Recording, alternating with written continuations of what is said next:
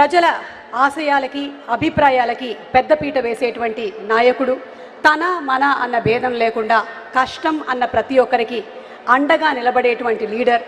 Hard work మరియు smartness కలగలిపినటువంటి మంత్రివర్యులు మా నారా లోకేష్ గారిని మాట్లాడవలసిందిగా రిక్వెస్ట్ చేస్తున్నాము. నారా లోకేష్ గారు.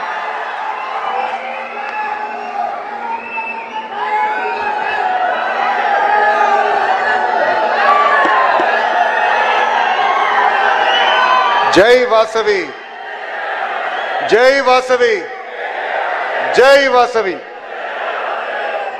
గౌరవ ముఖ్యమంత్రి శ్రీ నారా చంద్రబాబు నాయుడు గారికి, ఉప ముఖ్యమంత్రి ఉస్తాద్ భగత్ సింగ్ పవన్ అన్న గారికి, బీజేపీ రాష్ట్ర అధ్యక్షులు మాధవ్ గారికి, కేంద్ర మంత్రి పెమ్మసాని గారికి, బీసీ సంక్షేమ శాఖ మార్చులు మా లేడీ టైగర్ సవితమ్మ గారికి, ఇండస్ట్రీస్ మినిస్టర్ టీజీ భరత్ గారికి, మున్సిపల్ శాఖ మార్చులు అమరావతి పనులు పరిగెత్తిస్తున్న నారాయణ మాస్టర్ గారికి, టూరిజం మార్చులు దుర్గేష్ గారికి, నాదెండ్ల మనోహర్ గారికి, వేదిక పైన ఉన్న గౌరవ ఎంపీలు, ఎమ్మెల్యేలు, ఆర్యవైశ్య కార్పొరేషన్ చైర్మన్ మా రౌడీ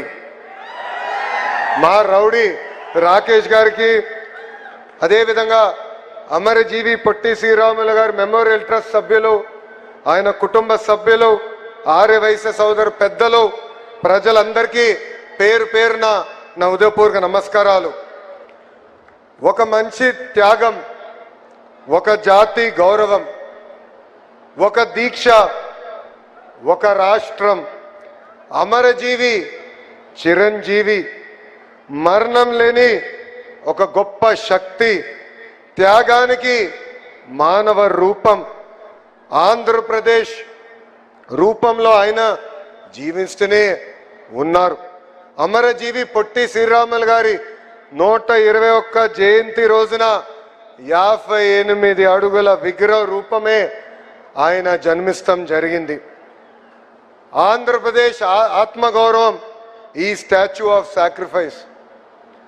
దొండి రాకేష్ వచ్చి నా దగ్గరికి వచ్చి, అన్న విగ్రహానికి ఏం పేరు పెడితే బాగుంటుందని ఆయన నన్ను అడిగారు.